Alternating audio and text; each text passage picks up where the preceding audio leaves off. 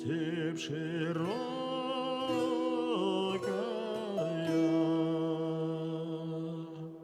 степь раздольная,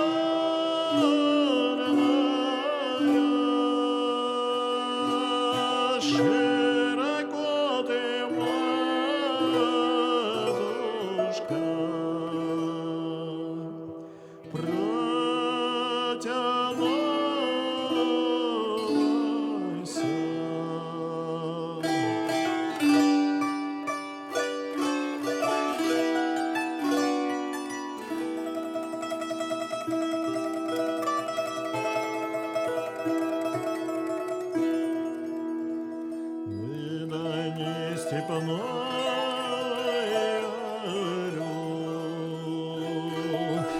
Степной лунь. Как и следует из его названия, более обычен в степной зоне, в южной части Республики Татарстан. Но иногда он появляется гораздо севернее. Пожалуй, это самый редкий из всех наших луней.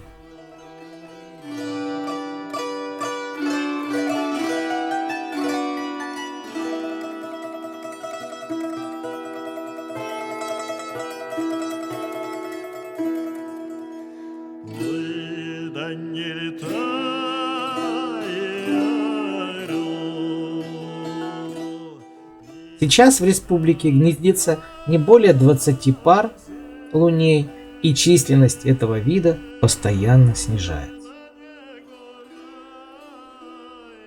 В прошлом степной лунь встречался почти исключительно в зоне степей и полупустынь.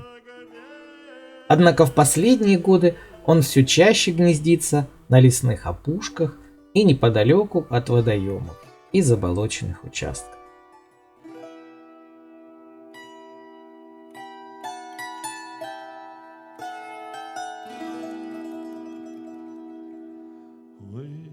Степь широкая,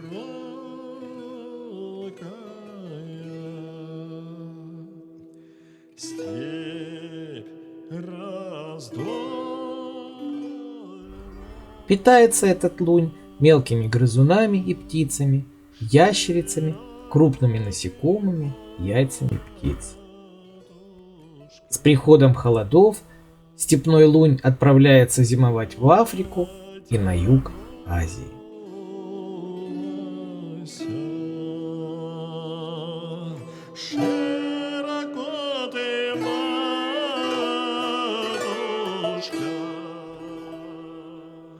Как определить луня? Степной лунь мельче болотного и полевого. Длина туловища всего 50 см, а размах крыльев приблизительно 110 см. Следует отметить, что степной лунь из-за его малочисленности наименее изучен по сравнению с другими видами луней.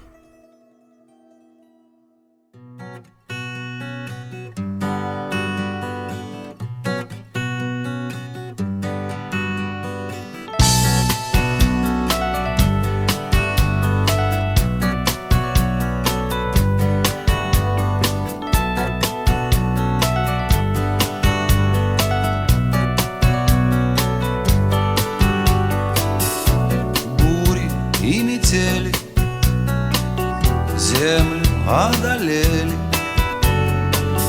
птицы белые мои к солнцу улетели. По затерянным следам поспешите в край далекий, в путь нелегкий к светлым солнечным годам. Отыщите мою радость, что за горем затерялась. Принесите песню мне о родившейся весне.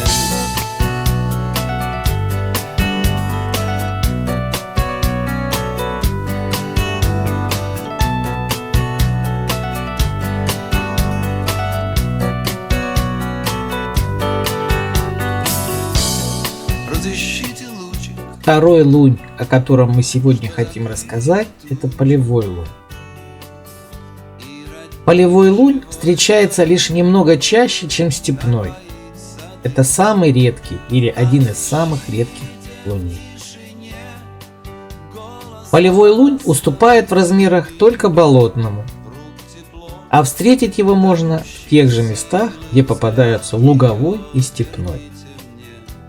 Численность его в Татарстане низкая. Здесь гнездится не более 200 пар. Поэтому полевой лунь находится также в Красной книге России и регионов, в том числе Республики Татарстан. Причем ему присвоена вторая категория как виду, чья численность сокращается и которому грозит исчезновение в короткие сроки. Попросите небо не темнеть от гнева, попросите у полей мирного. Легче всего перепутать полевого луня с луговым, особенно самку. Если светлые особи еще выделяются своей окраской, то с темными все гораздо сложнее. А вот самцы полевого луня имеют хорошо заметный отличительный признак. У них, в отличие от луговых луней, нижняя часть туловища и крыльев окрашена равномерно, без рыжих пестрин. Также отсутствует черная полоса на второстепенных маховых перьях сверху крыльев.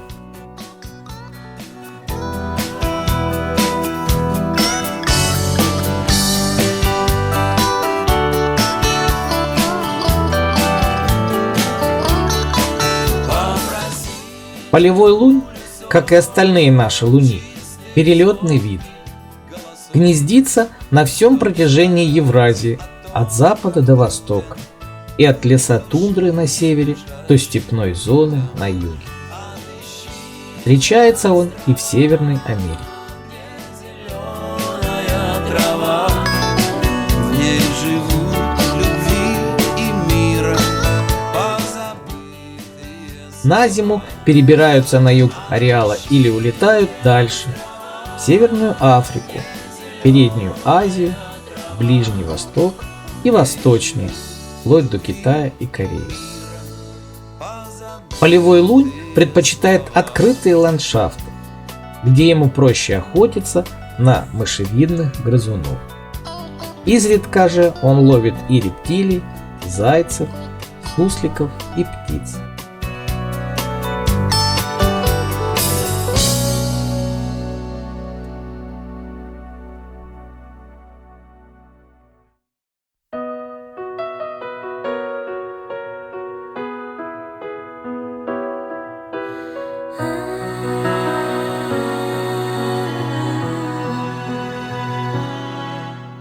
Может, жизнь похожа на сказку, может, на кошмарный сон. Ты узнаешь, когда снимешь маску и поймешь, кто ты такой. Может, ты герой из истории, может, странник без лица. Где-то в детстве выбираем роли и играем до конца.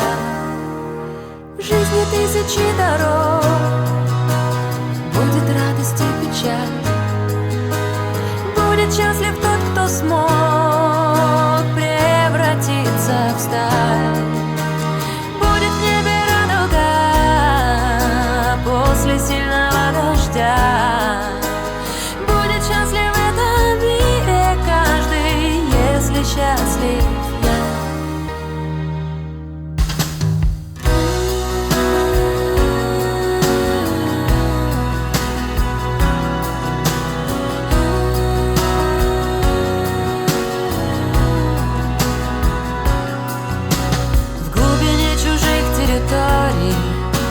Молишь о своей судьбе, из чужих рассказов и историй ты узнаешь о себе. Словно перелетная птица, ищешь место без конца. Может, даже так судьба зла. ложится, что под маской нет лица. В жизни тысячи дорог, будет радость и печаль, будет счастлив тот, кто смог превратиться в сталь. Будет в небе радуга после сильного дождя. Будет счастлив в этом мире каждый, если счастлив я.